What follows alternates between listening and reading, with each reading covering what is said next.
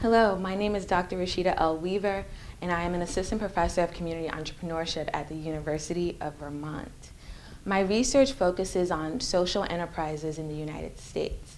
Social enterprises are businesses that aim to combat social problems, and the United States has the highest rate of social enterprises in the world, but we know little about their activities. Now, before I get into their activities and how I go about researching them, I'd just like to give you some examples of social enterprises. So they can be small businesses in a particular community, or they can be large corporations. Most are small businesses, though. One example of a small business social enterprise is CK Cafe in Camden, New Jersey. CK Cafe is a restaurant that hires people that are homeless or that are low income or that have low skills and puts them into a culinary training program so that they can get more skills. And then once they've graduated this program, they help them get jobs at local restaurants in southern New Jersey, where Camden, New Jersey is located. An example of a large corporation that is a social enterprise is Kuli Kuli, Kuli. And this is a for-profit social enterprise. It's a benefit corporation, which is a special legal form for social enterprises. They can operate under any legal structure. But Kuli Kuli is a social enterprise because they sell a superfood called moringa. They sell moringa bars and moringa energy drinks. And they hire women, female farmers, in places like Ghana and Nicaragua and Haiti in order to provide them employment opportunities so that we can help give us access to products with moringa, which are really great for your immune system. So those are two examples of social enterprises. And like I mentioned, the United States has the highest rate of social enterprises in the world, but we know little of their activities because they're hard to identify.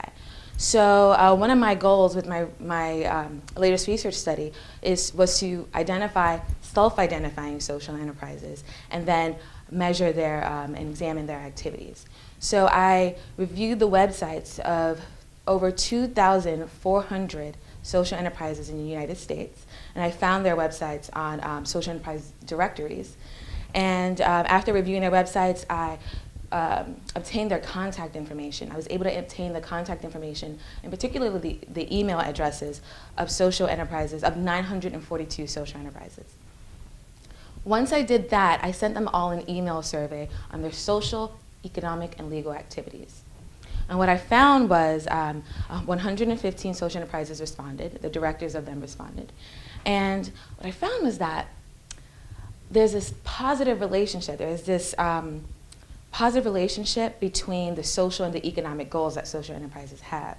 Specifically, the more revenue that social enterprises generate, the more diverse their social programs are. So what does that mean? That means that they try to create a more holistic sense of social services for their beneficiaries.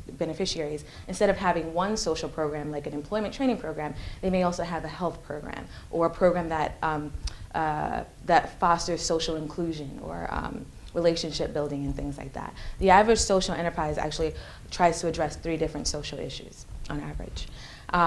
Another interesting finding was that the majority of social enterprises in my study were for-profit businesses, and they receive between 76 and 100% of their revenue from sales. And that was about 80% of social enterprises. So, but even more interesting, when I dug a little deeper, I found that their target customers are not always just the general public. And they oftentimes have contracts with other businesses or nonprofit organizations that they use to diversify their revenue base. So they also, just like they target a multidimensionality of social issues, they obtain their revenue from a variety of different sources as well. And lastly, another interesting finding that I had is that 96% of the social enterprises in my study collaborate with other institutions. And this is usually for service delivery. So they may They may collaborate with a nonprofit organization, for instance, to develop their board, to train their board in some way. They may try to assess the efficacy of one of their social programs. So their social enterprises engage in a great deal of collaborations.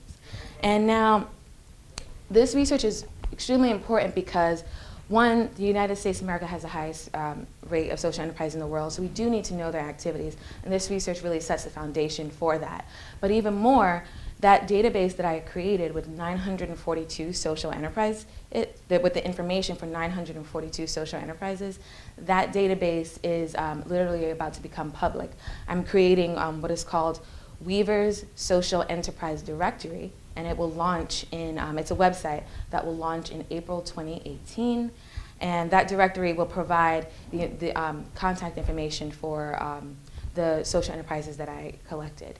And that will be made accessible to the general public. And I'll give you a picture of what that looks like. You'll go to the website with the directory, and there will be a map of the United States. And when you click on any state, there will literally be a drop-down list of all the social enterprises in that state organized by their city. It'll give you information on the types of goods and services that they sell, as well as the social activities that they engage in. So in order, the value of this, crosses boundaries. This is great for researchers, entrepreneurs, training programs for social entrepreneurs, students, in a variety of different ways, because it provides access to contact information of social enterprises for researchers, because it will allow researchers to do more research on them. But it also allows educators to use the case studies and social enterprises within their particular communities, and also provide internship. Hopefully it will foster internship opportunities for students. And lastly, it will also help hopefully foster the collaborations between social enterprises by allowing them to know who their neighbors are. Literally, it will provide an understanding of social enterprises by geographic context. So that's all.